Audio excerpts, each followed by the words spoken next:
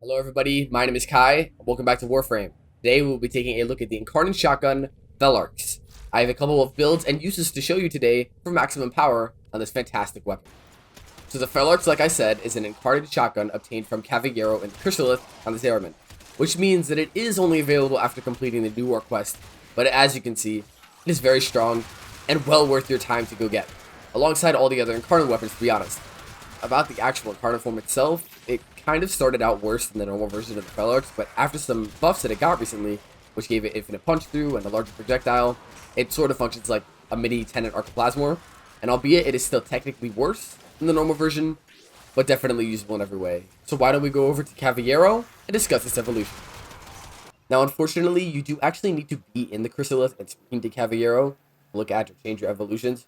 Hopefully they'll change that soon, but coming over and speaking to him, just looking at Felarx's blueprint itself and what you need to get it, just some pinions and quills, very easy, void gel orbs. You can actually buy the blueprint too, but it's really not that hard to get standing, but I can see why you'd want to. But going over to the actual evolutions itself on the Felarx, starting off with Evolution 2, Evolution 1 is literally just access to the Incarnate form. We have attuned accuracy. Accuracy while aiming. Very, very simple, I think kind of useless. Kinetic Baffle, on the other hand, gives you negative weapon recoil, which some can find useful. Personally, I don't, as recoil, especially on PC, isn't a big deal. But the best one here is Frictionless Flight for more projectile speed, because all of the Incarnate weapons have fairly poor projectile speed at base. Evolution 3, on the other hand, gives us Dual Mode Chamber, which states that reload toggled the weapon between 100% projectile speed. We just got 50 from the previous evolution, which is more than enough, and 4-meter punch through. Both forms of the Felarx have infinite body punch through. I see this one to be really gimmicky and honestly not useful in any way. Definitely do not pick this one. The next trait, on the other hand, gives you magazine reloaded per second when holstered. Means that this weapon with this trait pairs perfectly with things like the glaive prime or literally any melee weapon, because it reloads its entire magazine per second. Mounting momentum, on the other hand, 10% fire rate per shell reloaded. Since you'll always be reloading, this is great as it means you don't need to use fire rate mods on the Felarx. I find Evolution 4 better explained when we go over our choice for Evolution 5, so let's do that. Starting off with Devastating Attrition, this states that a 50% chance to deal plus 2000% damage on non-critical hits is given. This is a multiplicative damage bonus that flips. Every time you don't hit a crit, you have a chance to do 2000% more damage, which is absolutely huge. Like, seriously. This is definitely the most used fifth trait. The other two, Ruptured Plenitude here, gives you on punch through of 3 enemies, ammo efficiency for 20 seconds. This is good, but it's not a damage perk. And I find the ammo issues are kind of negligible on this weapon. Agile Executor gives you 50% ammo efficiency while aim gliding and sliding. Worse than Ruptured Plenitude in my opinion, because really you're going to punch through enemies, considering that this weapon has infinite body punch through. But back to Devastating Attrition. Get less crits, we go to our 4th evolution, Rocking Wraith, which gives us negative crit chance. Which is what we want, because we want to do less crits, because the less crits we do, the more damage we do. With the evolution perk. Incarnate Catalyst gives you more Incarnate Transmutation Charge on a headshot, and Brutal Edge gives you critical chance, which on most Felarx builds you do not want, because the 5th evolution perk depends on not getting crits. So taking negative crit chance is the most sensible option. Moving on to the actual build for the Felarx itself, here in the Simulacrum, you'll see that it's quite a bit different from normal weapons because, again, you don't build crits on the Felarx. And that's because of the Devastating Attrition perk not wanting crits, because 2000% more damage is a lot stronger than wasting 2 slots on crit mods on the Felarx. Galvanized Savvy is a very important mod for the Felarx because it works multiplicatively instead of additively, hugely increasing your damage. Now the Felarx has really good multi-shot at base that is further affected by the Galvanized Hell mod, which gives us more stacks the more kills we get, and its base status chance is perfectly fine because of all those pellets. Prime Tactical Pump and Ammo Stock are huge quality of life mods for the Felarx you cannot skip. This is because even though the Felarx without 2 mod slots open is really strong, as you can see the reload and the ammo and the mag is just terrible, which is why I think that using these 2 quality of life mods is worth it because its damage is already so good. Comparing this to a Felarx with these 2 mods on, you can instantly see the difference. The reload feels so much snappier, and the magazine being 4 larger, even with just the base mod and not the primed one, it just makes the weapon feel so much better to use. But even showcasing it on single targets like this doesn't really do it much justice. Using Korra for her ensnare, you can see that instantly because of the infinite body punch through the Felarx has, it just mows through crowds with ease. One common mod the Felarx doesn't use is hunter munitions. That's because it is an anti-crit weapon. Since we do not need viral to boost our hunter munitions, we are just using corrosive through these two mods for the extra base damage because this just helps. Cleanse Grenier is honestly best in slot here because the Felarx is so tight on what mods actually work for it that I think using a Bane mod is just the only thing that you can really fit in here.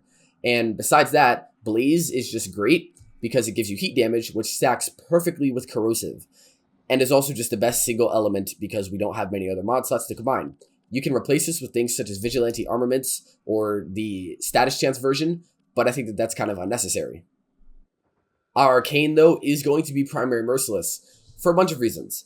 Mainly, though, this gives us reload speed, which is fantastic on the Felarx because it cuts down its really long reload by just a little bit more. Because the Felarx's reload is pellet by pellet, this means that you do not need to reload the entire mag to keep shooting. And this works well because the more reload speed you get, the more you can put in before you need to keep shooting, so you can kind of decide when you want to stop reloading if you want. And one more showcase of the normal version's firepower, it just mows through enemies. Like, seriously, the infinite punch through is so nice on this weapon. Moving on to the very controversial Incarnate form of this weapon, which some people might even claim is bad, I disagree with, especially after the recent buffs it got. Starting off with the actual stats of the Felarx non-Incarnate versus Incarnate, doesn't look too good.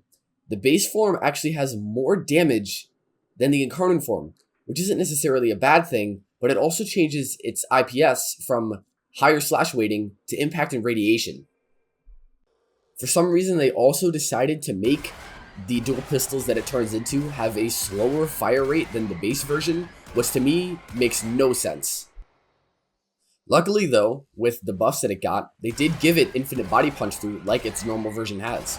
It used to not have this, which to me makes absolutely no sense, and totally garners its reputation as being worse than the normal form. But thank God it does now. If you can notice here too, you will see that it does have some very, very wide projectiles. This is why I call it a mini Tenet Archiplasmor, because you do not necessarily need to be aiming at your enemies to hit them, which is nice because paired with the infinite punch through means that it's a great weapon for just mowing down crowds, and it has infinite ammo. In actual gameplay though, you'll see that my Incarnate form looks and feels a lot better. This is because there are ways you can get around some of its caveats, one of those being using a grouping ability, and the other one being its third evolution trait to give us more fire rate that it desperately needs. If you are unaware, to charge the Incarnate form of all the Incarnate weapons, you just need to get headshots. Well, the gun one specifically. When you get these headshots and you fill your bar, you can transmute into the Incarnate form. And when I shoot it now, you'll notice that it has a little bit more fire rate than it used to have. And this is because of its third evolution trait, Mounting Momentum. Mounting Momentum gives you fire rate per shell reloaded that carries over into the Incarnate form. Transmuting with 10 full stacks of Mounting Momentum, and the fire rate on the Incarnate form suddenly becomes much faster, way better, and so much easier to use on enemies. Using it right now, you'll see that even besides the gameplay showcase earlier, it's really, really strong, and it can one-shot just as well as the normal version, but it has the benefits of having infinite ammo and no reload. The damage is more inconsistent though because you need to not hit a crit and then you have a 50% chance. And the Incarnate form has less multi-shot than the normal version, so you have less pellets, which means less chances. A very, very cool synergy though that I have is with Garuda and her Bloodforge augment. This reloads your entire equipped weapon up to 100% instantly whenever you cast Bloodletting. So shooting the entire mag off, slow fire rate, whatever, but then we reload it, and boom, very, very fast reload. If we actually decide to get the fire rate up there, what's cool is that the fire rate bonus sticks even when we do use the bloodletting reload. The next build that I want to showcase to you guys is actually slightly different than the last one, but it is a big difference. We're using a fire rate mod here instead of a reload mod, and that is because we are using a different third evolution. If we come back to Cavallero and speak to him again, going into our Felarx evolutions, you will see that we have changed our third evolution from Mounting Momentum to Evolved Autoloader.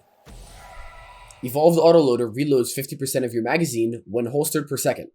If I dump my entire magazine on my Felarx, which is much faster because we are not using a fire rate mod, and throw my glaive, boom, entire thing is reloaded.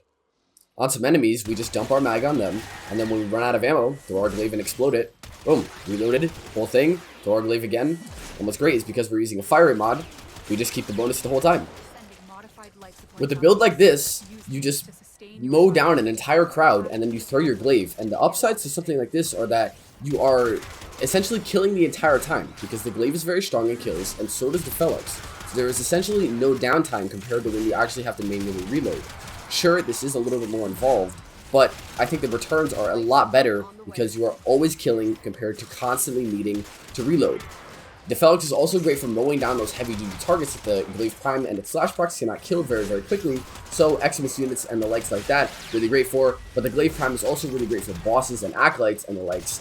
I think that this is a fantastic combo, and gets even better if you use it with things like the Zorus and use it to melee Prime, but that pushes its damage so absolutely insane, it kind of isn't even needed.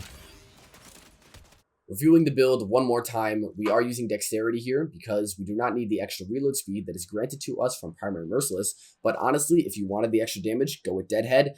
You can kind of use whatever. Again, because we are using it in tandem with our melee, so we are using the Fire Rate mod instead of mounting Momentum, because we're reloading through Evolved Autoloader instead of using a reload mod, of course. And that is going to do it for this video on the Felarx, everyone. The Felarx is honestly just such a great weapon, incarnate form or not incarnate form. It's one of my most used weapons, which should speak to why I'm able to talk about it this well, because I've used it a lot. Besides that, if you just leave right now, thank you so much for watching. I really appreciate you. And go join my Discord, link in the description. Besides that, I put some more effort into this video, everybody. And I hope that that's evident. The transitions and the consistent voiceover and all those things should feel a little bit nicer.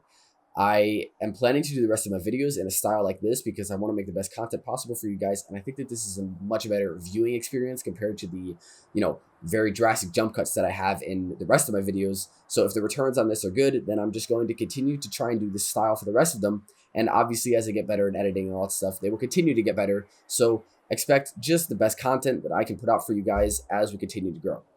And that being said, we are growing really, really fast. We're on our way to hit 3,000. And I can't express my gratitude enough for you guys, but know that every single one of you, whether you come hang out with me on stream, which I will be live tonight, or you just watch these videos, you give me a comment, I really appreciate all of you. So thank you so much for watching, and I will see you guys tonight or in the next video. Peace.